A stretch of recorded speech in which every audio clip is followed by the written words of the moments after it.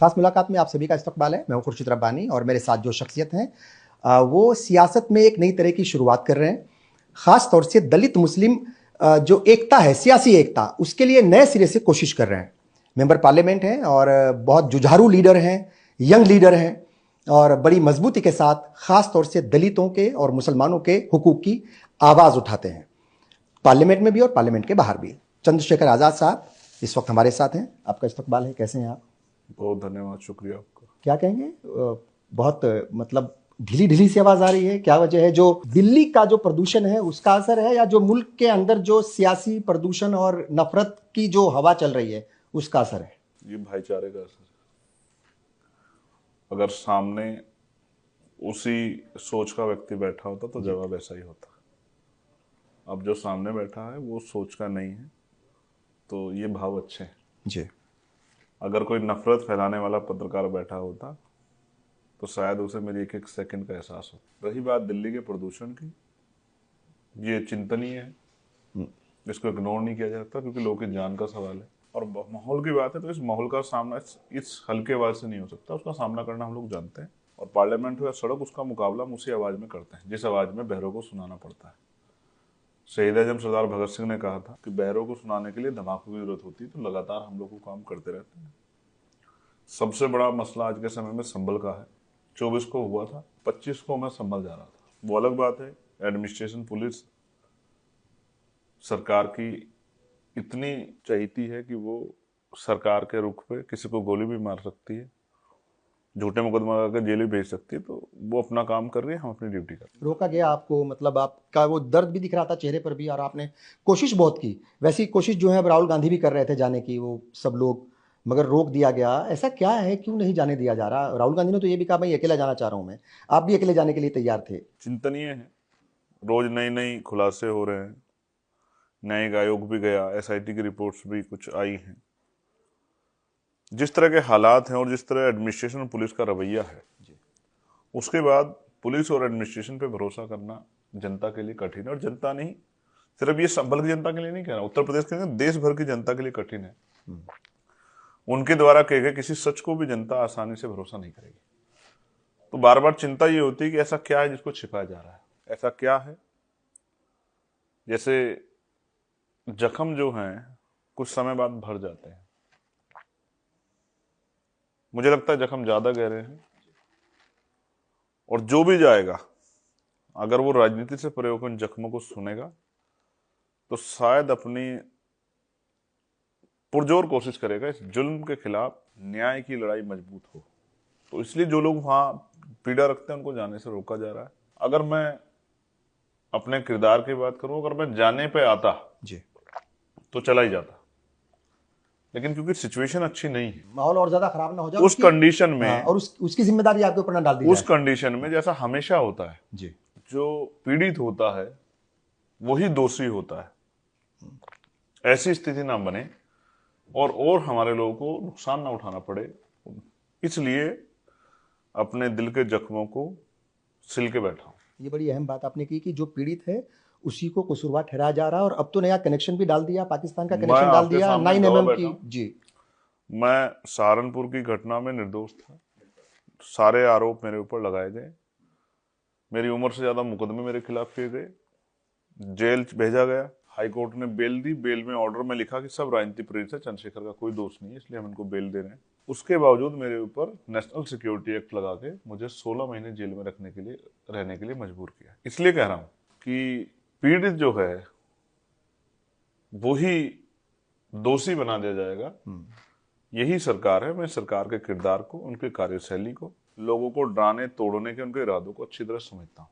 अच्छा, और क्या आज जो आपने कहा, हाँ, मुझसे पार्लियामेंट में भी ये पूछा गया था कि भाई वहां तो पाकिस्तानी हथियार जो है, कारतूस बरामद हुए, मेड इन पाकिस्तान 9 mm। हाँ, मैं आपका ध्यान आकर्षित करूंगा, जब हमने ये आरोप लगाया कि पुलिस ने गोली चलाया था, 2 दिन बाद उन्होंने सोच के इसका काउंटर ये किया एडमिनिस्ट्रेशन ने कि हमारे हथियार छीन ले गए थे। पुलिस के हथियार छीने गए जब बात 9 mm पिस्टल की आई। और अब जब दोबारा से प्रयास हुआ तो उन्होंने कहा कि पाकिस्तान के मेड इन पाकिस्तान कारतूस में बरामद हुए 9 mm के। अब सवाल ये है, अगर मेड इन पाकिस्तान किसी भी तरह के कारतूस वहां हैं, तो हमारी बॉर्डर सिक्योरिटी पे क्या हो रहा है? सही। क्या ये देश की सुरक्षा पे बड़ा प्रश्न चिन्ह नहीं है क्या? क्या ये देश की सुरक्षा के साथ खिलवाड़ नहीं है क्या? फिर वहां की LIU, वहां की IB, वहां की इंटेलिजेंस, वहां की पुलिस, वहां का एडमिनिस्ट्रेशन वो क्या कर रहा मसाला कूट रहा था क्या? गरम मसाले, उनको नहीं पता क्या हो रहा है? कैसे चलाओगे स्टेट, कैसे चलाओगे डिस्ट्रिक्ट, अगर आपको इतनी बड़ी घटनाओं की जानकारी नहीं? और खैर बीजेपी के राज में तो अच्छा हुआ मेड इन पाकिस्तान है, मेड इन फिलिस्तीन नहीं है। सरकार का बस चलता तो ये वेपन मेड इन फिलिस्तीन भी हो सकते थे, पुलिस का बस चलता तो मेड इन ईरान भी हो सकते थे।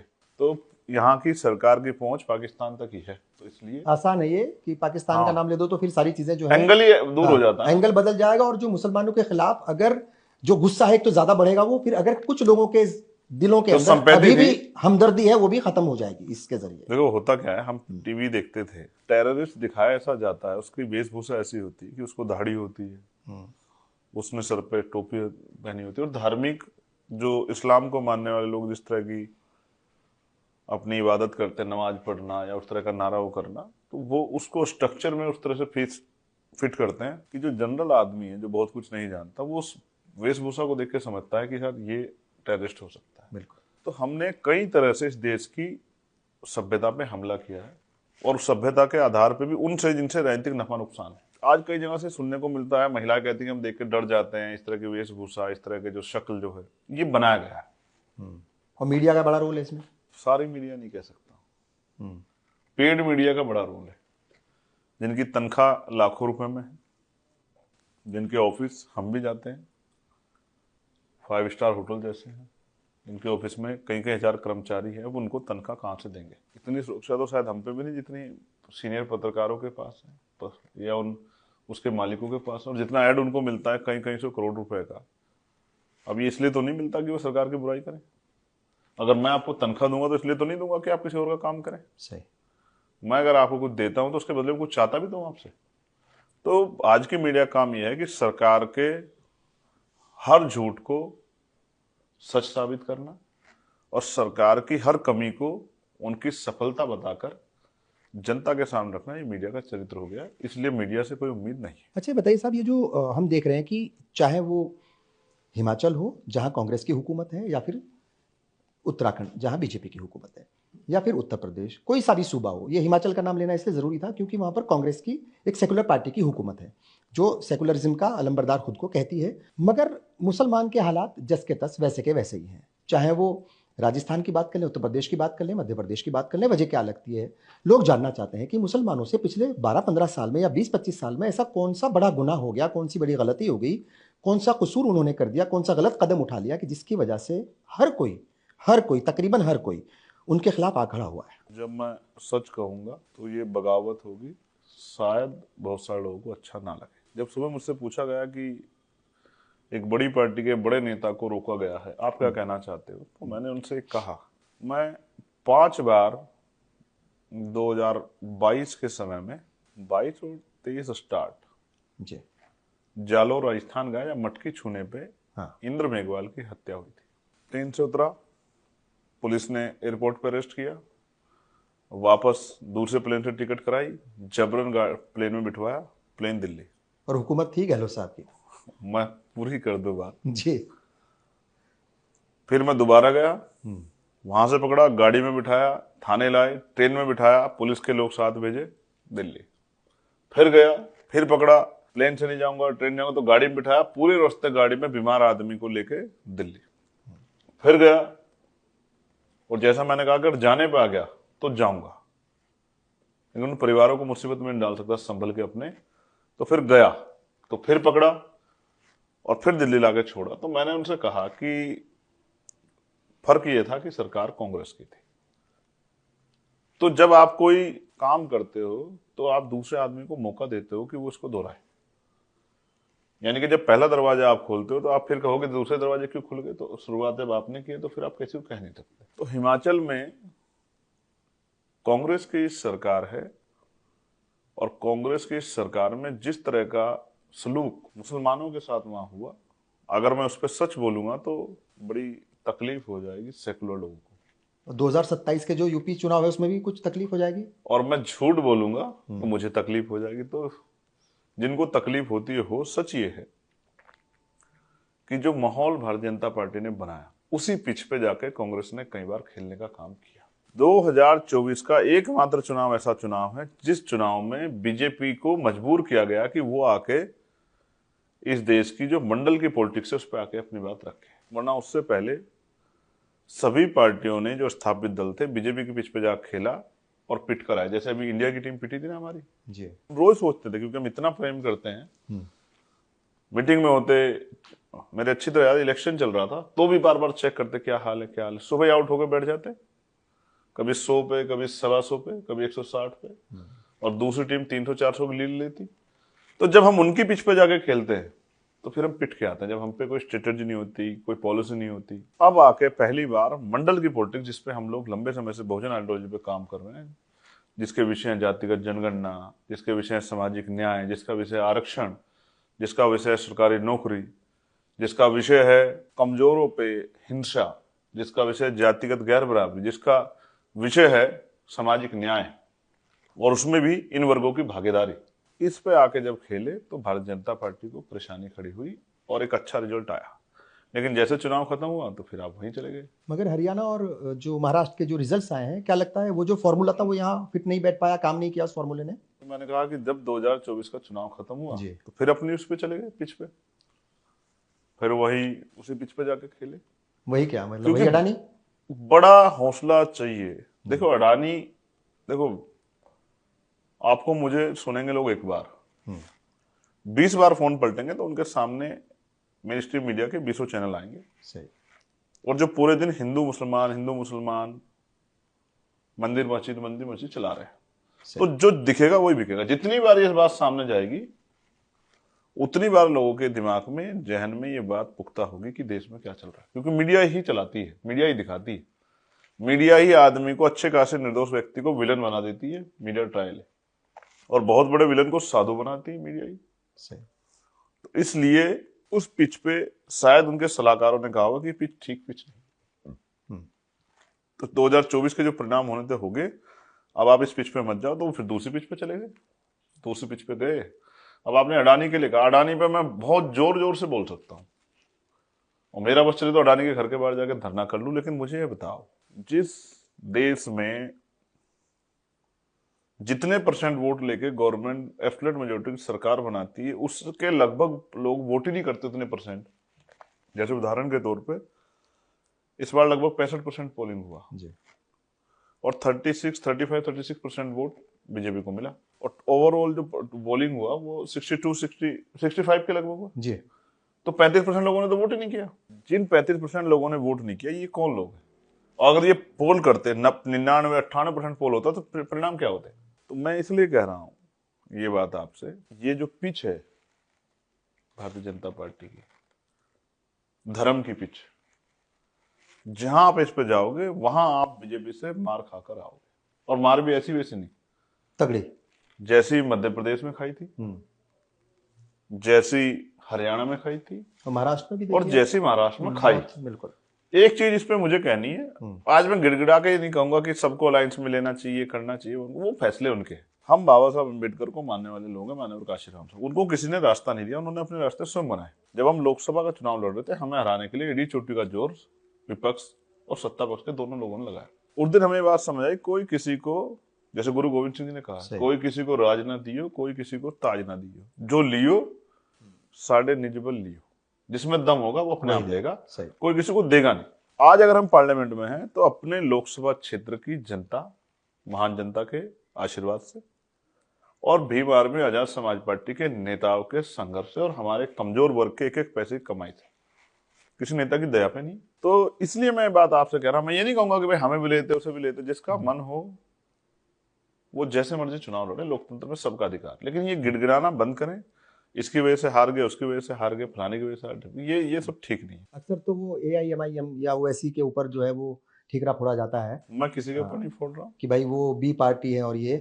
अच्छा, आपको जो है मतलब आपने बताया, और ये बात सही भी है, उस वक्त बड़े खबरें चल रही थी कि अलायंस का हिस्सा होंगे कि नहीं होंगे, एक बार लगा कि नहीं होंगे, फिर ये हुआ कि नहीं होंगे, और बहुत सारी वजूहात थी उसकी। सिंबल का भी शायद कोई इशू था और बहुत सारी चीज़ें होंगी अंदर की। फिर ये भी होता है कि नौजवान एक लीडर है, वो उभर रहा है, कैसे जो है उसको रोका जाए, वो तमाम जो है सियासत में तमाम चालें चली तो जाती फिर हैं। रोक क्यों नहीं लिया? वही तमाम चालें चली जाती हैं, वो कामयाब होती हैं, नहीं होती हैं, एक अलग बात है। मगर आपने कहा कि भाई अवाम ने जिताया, सारी बातें हुई और आपने अपने दम पर आगे बढ़ कर के दिखाया और शायद यही वजह है कि हरियाणा में फिर वहाँ की जो लोकल पार्टी थी, वो आई आपके पास। वैसे ही जो है कोशिश महाराष्ट्र में भी हुई। क्या उत्तर प्रदेश के जो 2027 के असेंबली इंतखाबात होंगे, विधानसभा चुनाव होंगे, उसमें मेरा ख्याल कि बड़ा रोल रहने वाला है और इस बात को लेकर के अक्सर चर्चा होती है कि चंद्रशेखर आजाद को कोई रोकने वाला नहीं है, उनके बगैर जो है वो उत्तर प्रदेश की 2027 की सियासत अधूरी होगी। जब आप चंद्रशेखर को देखते हैं तो आपको एक आदमी दिखाई देता है, जी। एक चंद्रशेखर एक आदमी नहीं। मैं अपनी पार्टी का और संगठन का एक सामान्य कार्यकर्ता हूँ, ये सच है। लेकिन हमारे यहाँ एक बहुत बड़ी टीम है जो फैसले लेती है। जैसे हरियाणा इलेक्शन का फैसला, उनके सामने कोई प्रस्ताव आया, उन्होंने उसको लिया और मैंने उसको स्वीकार किया, क्योंकि डेमोक्रेसी में बहुमत बहुत कुछ मायने रखता है। बिल्कुल। तो जब पार्टी कोई फैसला लेगी 27 का, हम उसको करेंगे। लेकिन मैं आज आपके सामने कह रहा हूं, अगले 2 साल,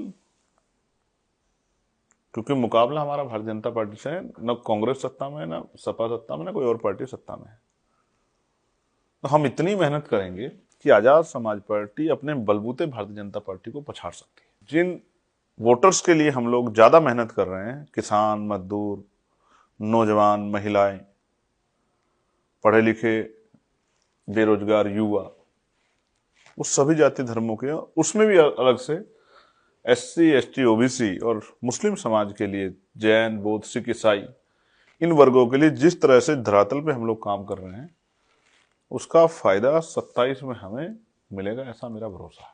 और यही वोट है जो लगभग प्रदेश में 90% वोट के करीब बैठता है। इन वर्गों को हम लोग साथ लेकर चलेंगे, बराबर की हिस्सेदारी देंगे। मैं ये नहीं कहूंगा सेकुलर दलों की तरह कि आप डर जाओ, बीजेपी आपको खा जाएगी, निकल जाएगी, आपकी जमीन हड़प लेगी, ये कर लेगी। मैं ये कहूंगा कि हमारे साथ जो जुड़ेगा उसको हम बराबर की हिस्सेदारी देंगे, सम्मान देंगे, अवसर देंगे, और जो आपको खाने पीने वाली बातें हैं, उनको, उन खाने पीने वालों का इलाज करने के लिए हम लोग हैं, आप चिंता मत करो। एक बात है कि जब से मैं बात कर रहा हूँ आपसे, वो ये है कि एक जो गुस्सा और दर्द, दोनों ही चीजें हैं। जितना गुस्सा बीजेपी के लिए है, तकरीबन उसके आसपास ही गुस्सा जो है सेकुलर पार्टियों के लिए भी है। नहीं, बिल्कुल नहीं है। उनके पास है क्या जो मैंने तो गुस्सा हो जाओ? हमारे लोग तो वोट देके वो कर रहे थे। चलो, इस देश की सबसे बड़ी सेकुलर पार्टी के लिए 2 शब्द कह देते हैं। जिस दिन दलित मुस्लिम उनके वोटर थे और ब्राह्मण उनका नेता था, तब तक उन्होंने राज किया देश में। जिस दिन दलित मुस्लिम अलग हुए, उस दिन से तड़प रहे हैं कि राज मिल जाए, राज मिल जाए। तो हमें किसी गुस्सा नहीं, और गुस्सा करके हम कर ही क्या लेंगे किसी? ये दलित मुस्लिम एकता जो है, सियासी एकता खास तौर से, इसकी कोशिशें हुई हैं। काशीराम से भी शुरू हुई है, मतलब काशीराम साहब से, और फिर मायावती ने आगे बढ़ाई, और अब जो अलंबरदार हैं उसके, ऐसा कहा जा रहा है, ज्यादातर लोग ये मानते हैं कि चंद्रशेखर आजाद हैं, उसको आगे लेकर के बढ़ रहे हैं। आपको लगता है कि क्या ये कामयाब हो पाएगी? क्योंकि एक शिकायत मुस्लिम तबके की ये रहती है कि मुस्लिम वोटर्स जो हैं वो वोट देते हैं या मुस्लिम वोट ट्रांसफर होता है अगर दलित कैंडिडेट भी है सामने, मगर मुस्लिम कैंडिडेट अगर है किसी भी पार्टी से, मोटे तौर पर ये देखा गया पिछले 12-15 साल में कि दलित वोट ट्रांसफर नहीं होता। 2019 में बड़ी पार्टियों का गठबंधन हुआ उत्तर प्रदेश में, हमने उनको समर्थन किया और सीटें वो जीते जिन पे दलित मुस्लिम बाहुल्य थे। जिन पे दलित मुस्लिम बाहुल्य नहीं थे, वो सीटें नहीं जीते। पहली बात, मैं सिर्फ दलित मुस्लिम पे काम नहीं कर रहा हूँ। दलित मुस्लिम हमारी पार्टी का आइडियोलॉजिकल बेस वोट है। हम पिछड़े वर्ग के लोगों को भी साथ लेकर चल रहे हैं, उनकी हिस्सेदारी और सम्मान के साथ। रही बात इसकी, उदाहरण के तौर पे मीरापुर का लोकसभा विधानसभा का रिजल्ट आप ले लीजिए जी। आपने कहा ट्रांसफर नहीं होता है। प्रत्याशी जाहिद हसन थे, वहां की जनता की डिमांड पे थे कि लोकल नेतृत्व होना चाहिए, बाहर के लोग आते लड़के जीत जाते हैं, और लगभग 23,000 वोट मिला है। मुस्लिम वोट जो है, ओवरऑल परसेंटेज 57% वोट पड़ा है, और मुस्लिम गांव के हिसाब से जब हम देखते हैं, सर्वे करते हैं, तो 45 से 50% के बीच में वोट पड़ा है। 1.25 लाख के करीब मुस्लिम वोट है, लगभग 75,000 करीब वोट पड़ा होगा। 75 से भी कम ही पड़ा, क्योंकि बहुत गुंडागर्दी हुई है। और मैं तो अक्सर समझता हूँ कि संभल उसी को छिपाने का एक जरिया है, रास्ता बनाया है। लगभग 55,000 करीब समाजवादी पार्टी को वोट मिले, और लगभग 18,000 के करीब AIM IM की पार्टी को वोट पड़े। कितना हो गया? लगभग 73,000 के करीब। ये बात मैंने आपको इसलिए बताई कि ट्रांसफर ना होने वाला जवाब है मेरा ये, कि फिर जाहिद हसन साहब को वोट किसका मिला। होता है ट्रांसफर। नहीं, सिर्फ ट्रांसफर नहीं होता है, दलित समाज इसके साथ खड़ा होता है, पूरे भरोसे के साथ खड़ा हो, जिसका हाथ पकड़ता है पूरे भरोसे। उन्होंने मेरी एक आवाज पे वोट दिया जाहिद हसन साहब को। जाहिद हसन साहब अपने लोगों में विश्वास पैदा नहीं कर पाए। अगर जाहिद हसन साहब को के वोट इधर होते तो बीजेपी में और हम में कड़ी टक्कर होती। ये जानते हुए भी नहीं कर पाए विश्वास कि जिस पार्टी को वोट दे रहे हैं उनके पास प्लस वोट कुछ है ही नहीं, तो इनको पूरा वोट दे दोगे तो भी नहीं जीतेंगे। तो अगर वो हम पे भरोसा करेंगे तो वो निराश नहीं होंगे। उनके कहते ना, एक पंथ दो काज। बड़े दुश्मन के तौर पे जो उनको नुकसान पहुंचा, भारतीय जनता पार्टी के लोग भी घर बैठेंगे और उनकी सियासी ताकत भी बनेगी। और जब उनके पास सियासी ताकत होगी तभी तो नए अवसर खुलेंगे। और ये सभी समाजों के लिए, पिछड़े वर्ग के लोगों के लिए भी, अल्पसंख्यक लोगों के लिए भी, मुस्लिम समाज के लोग और दलित समाज के। जब तक दलित समाज सियासी ताकत नहीं होगी तो उनके बच्चों को जो हम करना चाहते हैं पॉलिसी बना के, अच्छी एजुकेशन, अच्छी हेल्थ, रोजगार, जुल्म जाति के जो मिल हो रही है उसकी खात्मा, नए अवसर, उद्योग धंधे कैसे पहुंचेंगे उन तक जब उनके लोग पॉलिटिकल पावर में नहीं होंगे। तो हम अपनी ड्यूटी कर रहे हैं और धीरे धीरे लोगों को बात समझ आएगी कि किस गठजोड़ के साथ जीता जा सकता है। बिल्कुल ठीक है। आने वाला कम समय आजाद समाज पार्टी का है उत्तर प्रदेश में। ये बात हम 2026 के आधे 26 में, यानी कि मार्च के लगभग, हर आदमी के मुंह से कहलवा देंगे। जो भी पॉलिटिकल थोड़ी बहुत भी सोच रखता होगा वो ये बात 2026 में जैसे मार्च का महीना आधा होगा वो खुद से कहने लग जाएगा कि इस बार आजाद समाज पार्टी के साथ ही मेन मुकाबला होगा। अब देख लेना ऐसे क्या कदम उठाने वाले हैं। वो आपको बता दे तो फिर बीजेपी के लोग अभी से पीछे पड़ जाएंगे। अच्छा ठीक है, एक बात और होती उठाने तो हैं, हाँ बिल्कुल ठीक है, बताने नहीं। हाँ, उठाने हैं बताने नहीं। नहीं ठीक है, ठीक है, हर चीज बताई भी नहीं जाती और हर चीज कैमरे पे नहीं बताई नहीं, जाती। बिल्कुल ठीक है, बिल्कुल सही है। ये बताइए, बहुजन समाज पार्टी और मायावती, लोग कह रहे हैं कि रिप्लेसमेंट है आजाद समाज पार्टी और चंद्रशेखर आजाद। बहन जी हमारे लिए सर्वमान्य नेता, कल भी थी आज भी है। बहुजन समाज पार्टी से हमारी कोई लड़ाई नहीं, हम अपना काम कर रहे हैं। उदाहरण के तौर पर मैं बताता हूं कि मैं गांव से दिल्ली आना चाहता था जी, और जिस साधन से आ रहा था, मेरठ में आके वो साधन इस हालत में चला गया कि उससे आगे का सफर नहीं हो सकता है। अब मेरे पास दो रास्ते हैं, क्या तो मैं सफर पूरा ना करूं या मैं मंजिल छोड़ के उसी सफर पे रुक जाऊं जहां मैं हूं, जिसको मैंने आपको कहा सफर ना पूरा करूं। और दूसरा, मैं उस सफर को पूरा करने के लिए अगर कुदरत ने मुझे दिमाग दिया तो मैं कोई दूसरा रास्ता खोजूं। तो जिन वर्गों की मैं बात कर रहा हूं उनके हालात बहुत खराब है, उनके दिल्ली आने का रास्ता भी दूर है, दिल्ली की मंजिल दूर है और उनको सफर करना है। तो उनके लिए व्यक्ति इंपॉर्टेंट नहीं, विचार इंपॉर्टेंट है। जिस विचार की शक्ति से वो जानवरों के जीवन से इंसानों का जीवन प्राप्त कर पाए, तो वो उनको पता है किसके साथ खड़े होकर, किस व्हीकल का सहारा लेके वो अपना सफर पूरा कर सकते हैं, कैसे मंजिल तक पहुंचना है, किसके जरिए वो मंजिल तक, इंपॉर्टेंट नहीं है, विचारधारा बहुत, किसके जरिए वो मंजिल पे पहुंच सकते हैं। आज अगर 10 साल ये हालात रहे तो किसी दलित पिछड़े के बच्चे को सरकारी नौकरी नहीं मिलेगी, और नौकरी नहीं मिलेगी तो 400 रुपए की मजदूरी से वो कभी मुख्य धारा में नहीं आ पाएगा। तो हाथ पे जिसको 80 करोड़ लोगों में जिनको सस्ता राशन दिया जाता है या फ्री राशन दिया जाता है, वो कौन लोग हैं। जातिगत जनगणना की मांग इसलिए कर रहे हैं कि लोगों को पता लगे, देश में जानकारी हो, फिल्टराइजेशन हो कि किसने देश के लिए क्या किया और किसको क्या मिला और किसने क्या खोया। 75 साल बाद आकलन तो होना चाहिए। बिल्कुल सही। वो तभी होगा जब जातिगत जनगणना होगी। तो इसलिए इन वर्गों को भी अब समझ में आ गया कि उनको किसके जरिए सफर पूरा करना है और सफर पूरा करना ही नहीं करना। जिनको सफर पूरा करना है वो मन बना के तैयार हो गए कि उनको आजाद समाज पार्टी के साथ आगे बढ़ना है, इस जुल्म जाति को रोकने के लिए, अपने जीवन की रक्षा के लिए और इज्जत सम्मान की जिंदगी और अधिकारों की प्राप्ति के लिए और संविधान की रक्षा के लिए। पिछले दिनों आपने हुकूमत को एक लेटर लिखा, यूपी हुकूमत को, और ये जानने की कोशिश की कि कितने दलित, मतलब खासतौर से दलित ही, वो फील्ड पोस्टिंग उनके पास है आईपीएस अफसरों की, और एसएचओज कितने हैं। लोगों की ये भी शिकायत थी कि भाई मुस्लिम भी आपकी तरफ बड़ी ही, मतलब यानी उम्मीद से देखते हैं। उनके बारे में जानकारी लेने की आपने मतलब जहमत ही नहीं उठाई। पिछड़े और मुस्लिम वर्ग की संख्या की जानकारी के लिए भी लेटर लिखा है। जो दलित है और आदिवासी वो एक कैटेगरी में आता है, और जो मुस्लिम है, जिन मुस्लिमानों को रिजर्वेशन का लाभ मिलता है संवैधानिक अधिकार का, वो बैकवर्ड कैटेगरी में आता है, ना कि शेड्यूल कास्ट में। तो बैकवर्ड कम्युनिटी में आने वाले दलित मुस्लिम समाज के लोग और पिछड़े वर्ग जो अपने आप को हिंदू पिछड़े वर्ग के उसमें जोड़ते हैं, सूची में संकलित हैं, उनको क्या हिस्सेदारी मिल रही है, उनकी क्या संख्या है, इसका लिए भी मैंने एक लेटर लिखा है। और मैं जो कुछ कहता हूँ वो सत्य कहता हूँ, रिकॉर्ड कहता हूँ, मैं नहीं लिखता तो कह देता। अच्छा ये बताइए, आजम खान से भी मिलने गए आप, तो लोग जो है वही मतलब 2027 जहन में है, चूंकि मुल्क का सबसे बड़ा सियासी सूबा उत्तर प्रदेश है, और वहीं पर जो है आप, चूंकि बेस वहां से आपका है, फिर बाकी जगह भी जाना है, तो वो जानना चाह रहे हैं, समीकरण जानना चाह रहे हैं कि मतलब क्या कुछ चल रहा है, पक क्या रहा है। एक लीडर के लिए उसके कमिटमेंट की वैल्यू होती है जी। और मैं तो जहां तक मैं मानता हूं, मुझसे बहुत दिन पहले हमारे एक धार्मिक गुरु ने मुझसे कहा कि ये तुम रंग बिरंगे कपड़े पहनने बंद कर दो, व्हाइट कलर के कपड़े पहना करो जो तुम सब में दिखाई दो कि अलग, और तुम्हारी एक आइडेंटिटी होनी चाहिए।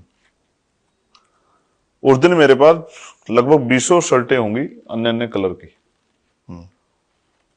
वो दिन है, शायद मैंने उसके बाद कभी एक आधी बार किसी घर के कार्यक्रम में कोई अन्य रंग का कपड़ा पहना, उसके बाद हमेशा व्हाइट कपड़ा पहना। हमारे परिवार में राजनीतिक बहुत लोग नहीं थे, मेरे पिताजी प्राइमरी स्कूल में मास्टर थे और माँ हाउस वाइफ थी, और अपनी माँ को बीडीसी का चुनाव भी पहला हमने ही लड़वाया जीत करके। हमारे घर में और कोई किसी पद पे नहीं रहा, गांव के सरपंच के पद पे भी नहीं रहा। इस नाते मैंने जीवन में सीखा कि एक लीडर के लिए उसका कमिटमेंट ही सब कुछ होता है, और जिसका हाथ मैंने पकड़ा कभी छोड़ा नहीं, वो छुड़ा के चला जाएगा, अच्छा तो अच्छा जी हम चलते हैं, तो मैं कुछ कर नहीं सकता। तो आजम साहब और अब्दुल्ला, जब मुझे गोली लगी, देश के बड़े बड़े नेता जो हिम्मत नहीं जुटा पाए मेरे घर आने की, वो आए, उन्होंने मेरा हाथ पकड़ा और मुझे भरोसा दिलाया कि इस परेशानी घड़ी में हम आपके साथ। अब जब वो परेशान है तो मैं उनका हाथ कैसे छोड़ूं? मेरा किरदार इस बात की गवाही मुझे इजाजत नहीं देता। यस। और मेरे पास कोई सूचना आएगी कि उनके साथ कोई परेशानी है, तो फिर मैं अगर ना जाऊं तो फिर मैं काहे का अपना हुआ। मेरे पास सूचना आई और मैंने कहा कि सारे काम बाद में है, अब मैं जाके देखो 20 तारीख को वोट पड़ गए थे उत्तर प्रदेश में, मैं गया 21 तारीख में आजम साहब के पास। अगर मुझे वोट के नफा नुकसान की, फायदे की चिंता होती तो मैं 19 में जाता, मैं 21 में क्यों गया? इसलिए गया कि मैंने, मेरे जो कमिटमेंट है वो मेरी ताकत है, उनको नहीं मैं छोड़ सकता। जैसे बुद्ध ने कहा है पंचशील, वो चरित्र निर्माण करते हैं, तो कहते हैं कि बिकना नहीं है, तो जब बिकना नहीं है तो फिर कीमत चाहे कुछ भी हो, और अगर आप में चरित्र नहीं है तो इस कीमत की जगह थोड़ी सी और बढ़ जाएगी तो बिक जाओगे। तो जब बिकना नहीं तो नहीं बिकना, किसी भी कीमत पर नहीं बिकना। क्या बातें हुई थी आजम साहब से, कुछ मतलब परेशानी का इजहार उन्होंने किया, और क्या अपनी खुद की पार्टी से भी कुछ शिकायत? ये भी मेरा किरदार मुझे गवाही नहीं देगा। कुछ बातें जो बता सकते हैं? नहीं, जख्मों को दिखाने से उनको हवा लग जाती है, वो गहरे हो जाते हैं। मरहम रखा आपने अपनी बातों से, यकीन दिलाया, मैंने उनको भरोसा दिलाया कि मेरे खून का कतरा भी अगर आखिरी आपको चाहिएगा, मुझे जरूरत होगी और आपको जरूरत होगी तो मैं आपको दूंगा, अपने हिस्से में रखूंगा, इस बात का मैं आपको विश्वास दिलाता हूं। स्वास्थ्य कैसा है उनका, अगर लोग जानना चाहेंगे कम से कम? हाँ, ये तो स्वास्थ्य अच्छा नहीं है, उनकी आंख में दिक्कत है और इलाज की व्यवस्था सरकार नहीं करा पा रही है। मुझे इस बात का दुख है, मैंने उस दिन कहा भी था, मैं बस यही फिक्र कर सकता हूँ कि वो कुदरत उनको सही सलामत उनके परिवार में वापस लौटा दे। ये जो हालात, जैसे मैंने पहले भी सवाल किया था, ये हालात क्यों बने, मुसलमानों से क्या खता हो गई, ये जो भी हालात हैं, आपको लगता है ये दौर जो है ये कब तक चलेगा? ये मुसलमान कहते हैं कि भाई हमारा जो है ये इम्तिहान का दौर है, ये बने नहीं। हाँ वही मैं जानना चाह रहा हूँ। लोग कहते हैं मतलब मुसलमान नहीं, हमारे इम्तिहान का दौर है, फिर वो कहते हैं कि ये तो मुश्किलों का दौर है, कोई बात नहीं, गुजर जाएंगे, अगर सही अच्छे कहते हैं, वक्त बिल्कुल नहीं सही था कहते हैं, है ना? बिल्कुल तो कुछ सही लगता है, कुछ टाइम लिमिट आपको लगती है कि इतने वक्त के बाद ये हालात ठीक होने शुरू हो जाएंगे? हो जाएंगे। दो चीजें इसमें, पहली बात ये हालात बने नहीं, ये हालात बनाए गए हैं। इसके लिए बहुत लंबे समय से माहौल तैयार किया गया है, क्योंकि एक पार्टी ऐसी है, सियासी पार्टी एक, और उसके आसपास की पार्टी, जब तक वो ये हालात नहीं बनाएंगी तब तक वो सत्ता में नहीं रह सकती। एक एनिमी नहीं बनाएगी और उस एनिमी के अगेंस्ट में कुछ लोगों को मोबिलाइज नहीं करेगी तो वो पावर में नहीं रह सकती। जैसे अभी आरएसएस के सबसे बड़े नेता ने कहा कि बच्चे पैदा करने चाहिए, तो मेरा सवाल ये है उनसे कि जब कहते हैं आप कि सब हिंदू और हिंदू की आबादी भारत में 100 करोड़ से पार है, भाई मुसलमानों के बाद आप सबको हिंदू कहते हैं, और क्या आप कहते भी हैं, हम कहते हैं कि नहीं हम दलित हैं, पिछड़े हैं, आप कहते हैं नहीं नहीं सब हिंदू हैं। तो फिर अचानक से ऐसा क्या हुआ कि इतनी संख्या होते भी आपको ज्यादा संख्या बढ़ाने की लगी है? तो इसका मतलब आप दलित पिछड़ों आदिवासियों को हिंदू नहीं मानते। अगर मानते तो फिर अलग से बच्चे पैदा करने की बात नहीं करते। भाई भारत की टोटल पॉपुलेशन क्या आपको ज्यादा आइडिया होगा? एक 45 बताते हैं, 145 करोड़। एक 40 लगा लीजिए जी। मुसलमान कितने हैं उसमें? एक 40 के हिसाब से जो अगर 80% हिंदू माने तो तकरीबन 112 करोड़ बैठते हैं। मुसलमान तकरीबन 14% के हिसाब से 19.5 करोड़ बैठते हैं। अब आप आइडिया लगा लो, 1,112 करोड़ और 19 करोड़, और जब मान लो ऑल 20 मान लो, हाँ, और अगर एक 10 ही मान लो, सही, तो ये कम से कम 5 गुने तो है। उसके बाद अगर आप बच्चे पैदा करने की बात करें तो ये एक कड़वा सच है जिसको हम कहते हैं कि आरएसएस के लोग दलित पिछड़ों आदिवासियों को हिंदू नहीं मानते, वो हिंदू अपर कास्ट के हिंदुओं को ही मानते हैं। इसलिए वो प्रार्थना भी अपर कास्ट के हिंदुओं से कर रहे हैं, क्योंकि दलित पिछड़ों के तो बच्चे खूब हैं, वो उन्हीं से प्रार्थना कर रहे हैं कि भाई आप लोग भी ज्यादा बच्चे पैदा करो। ये एक ऐसा सच है जो दलित पिछड़ों आदिवासियों जितना जल्दी समझ जाए उतना बेहतर होगा। अब रही बात इस दौर से, तो इस देश ने बहुत बुरे बुरे दौर देखे, और कोई दौर ऐसा नहीं, बीमार होता आदमी ठीक हो जाता है, लेकिन उसके साथ एक शर्त होती है। एक बीमारी होती है जिसकी लिमिट होती है कि ये इतना ही नुकसान पहुंचा, एक बीमारी होती है जिसकी लिमिट बहुत, कोई लिमिट नहीं होती, जो आपकी जान पे भी मुसीबत पैदा कर सकती है। ये जो बीमारी इस समय देश को लगी लाइलाज, इसके लिए लोगों को प्रबंध करने पड़ेंगे। जैसे कोई अगर हाथ टूट गया है तो आप इस भरोसे नहीं छोड़ सकते कि भाई अपने आप जुड़ जाएगा, तो आपको डॉक्टर के यहाँ जाके सही, उसमें एक्सरे करवा के उसको जुड़वा के और फिर प्लास्टर करवाना पड़ेगा, कच्चा फिर पक्का, तो एक समय पे आके जुड़ेगा। तो मैं ये कह दूं कि भाई जैसे लोग कहते हैं कि भाई मुस्लिम इस्लाम धर्म के लोग कहते हैं कि सब खुदा के भरोसे छोड़ दे, अपने आप हो जाएगा, वैसा नहीं होने वाला। नहीं, उसने एहतियात बताई है, सही है, रास्ते बताए हैं, और उन्होंने जो है आपको समझ दी है, बुद्धि दी है, और फिर बड़े आलिम लोग दिए हैं, बड़े सामाजिक लोग दिए हैं कि उनकी बात को आप सुन के समझ के और पिछली चीजों को भी समझ के आप आगे बढ़ सकते हैं।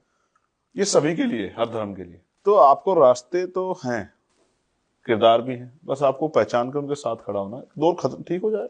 क्योंकि लोग ये कहते हैं कि अक्सर बुरा वक्त आता है चला जाता है, और पहले भी ऐसे हालात अपने आप नहीं जाता, अपने आप नहीं जाता, और पहले भी ऐसा कहते हैं कि पहले भी ऐसे हालात हुए हैं, लेकिन पहले ऐसे हालात जो इस वक्त दिख रहे हैं, देखिए इस कदर नफरत एक कम्युनिटी से कि कुछ लोग ही आते थे, अब तो खवातीन मतलब महिलाएं भी सामने आ गई हैं, मतलब एक बिल्कुल रोड पर आकर के आपकी मुखालफत में।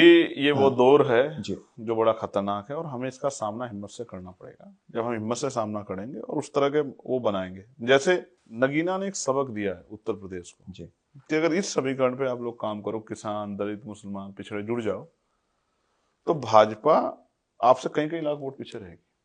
और ये पूरे पश्चिम के और पूर्वांचल के पूरे समीकरण यही है। बस लोगों को समझना है कि कुदरत ने उनको इशारा दे दिया, जैसे आपने कहा रास्ते दिखाता ऊपर वाले ने रास्ता आपको दिखा दिया कि इस अलायंस को आप बना लो और समझदार दिखा के मिलकर आगे बढ़ो, भारतीय जनता पार्टी सत्ता साफ हो जाएगी। और भारतीय जनता पार्टी जुल्म जो कर रही है वो सत्ता के दम पे तो कर रही है, सत्ता जब उन पर रही तो कैसे जुल्म करते हैं। मगर मैंने हिमाचल का बोला आपको, हिमाचल में तो बीजेपी की, तो हिमाचल से उनको भी हटा देंगे जिनका दिमाग खराब हो गया, जिसका दिमाग खराब होगा जनता सबको हटा देगी। आपने तो पहले कह दिया कि वो उसी पीच पर जाकर के खेलने। एक सवाल सर और आता है, और वो ये है कि भाई जब भी मुसीबत में आता है अकलियती तबका, तो जो सेकुलर हिंदू हैं और जो वोट करते हैं सेकुलर पार्टियों को, वो उस वक्त क्यों मतलब फिर सड़कों पर नहीं आते बड़ी तादाद में? जिस तरीके से बड़ी तादाद में एक भीड़ जाती है, नफरत के नारे लगाते हुए आगे बढ़ती है, तो उसके जवाब में सेकुलर लोग सड़कों पर क्यों नहीं आते? जिम्मेदारी सिर्फ चंद्रशेखर आजाद की नहीं है, बहुत सारे लोग जिम्मेदार हैं उनके जो वोटर्स हैं उनको लाने के लिए। मैं अपनी जिम्मेदारी ले सकता हूँ जी, उनकी सियासत लंबे समय से ऐसी रही है, डर नहीं दिखाएंगे तो उनको भी वोट नहीं मिलते, उनको अपना काम करने दे। अब जब लोगों पे चंद्रशेखर आजाद है, उनको काहे की जरूरत है किसी और की? काहे किसी का इंतजार करना कोई आएगा? ठीक जब है, समय आएगा तो चंद्रशेखर तो आएगा ही। यहाँ एक नारा लगता है जी, राजस्थान में, हारे का सहारा, खाटू श्याम जी जी। तो यहाँ तो सबके लिए उत्तर प्रदेश में चंद्रशेखर आजाद है, किसी कमजोर को अकेला समझने की जरूरत नहीं। बीमार में आजाद समाज पार्टी है, विधायक ना हो, सांसदों की संख्या बहुत ना हो, डबल डिजिट में ना हो, विधायक एक भी ना हो, लेकिन फोर्स बहुत मजबूत है, अपने हकों के लिए, कमजोर वर्गों के हकों के लिए, संविधान की रक्षा के लिए किसी से भी टकरा सकती है। जेल मुकदमों से नहीं डरते हमारे लोग। अब देखो हम ही थे ना, सारी पार्टियां तो यहाँ उत्तर प्रदेश में। 3 तारीख को मेरे जन्मदिन पे मैंने उनसे कहा कि सबकी इच्छा थी कि भाई हम बड़ा कार्यक्रम करें, आपका जन्म सेलिब्रेट करें। हमने कहा जन्मदिन का तोहफा अगर देना चाहते हो तो मजबूत आंदोलन करो पूरे उत्तर प्रदेश में, हर जिला मुख्यालय पर। और किया हम लोगों ने संभल के विषय को लेकर। और किसी सेकुलर पार्टी में हिम्मत हो तो करवा दो, हम भी देख लेंगे। तो ये बताइए साहब, ये वक्फ अमेंडमेंट बिल को लेकर के भी तशवीश है, मतलब थोड़ा लोग कश्मकश में कि होगा क्या। आप पार्लियामेंट में हैं और जेपीसी का पूरा मामला है, उसको वक्त भी उसका बढ़ा दिया गया, क्या लगता है, क्या कहेंगे, कुछ जानकारी। सब सरकार के हाथ में है। सरकार चाहती जेपीसी में जाए तो जेपीसी में चला गया, और बाकी जो सरकार जब तक चाहेगी जेपीसी में रहेगा सरकार। सरकार टाइम किसने बढ़ाया? हाँ ठीक है, हुकूमत में। हुकूमत जो चाहेगी, इतनी मेजोरिटी में है, वो करेगी। लेकिन कुछ दलों का रोल वहां बड़ा खतरनाक था जेपीसी में, जेपीसी से पहले भी जी। जब ये बिल पार्लियामेंट में आया था, उनको भी इनके बारे में भी जनता को सोचना चाहिए। रही बात, जब ये संभल और सर्वे पे जिस तरह के ऑर्डर बीजेपी शासित सरकारों में आ रहे हैं, उसके बाद वक्फ पे चिंता बढ़ जाती है कि जब यहाँ जो कानून है वर्शिप एक्ट 1991, उसको नजरअंदाज देके निचली अदालतें फैसला दे सकती हैं, और हालात की परवाह ना करे हुए डीएम कमिश्नर और एसएसपी जाके जो है एक ही दिन में एक्स पार्टी ऑर्डर पे कमेटी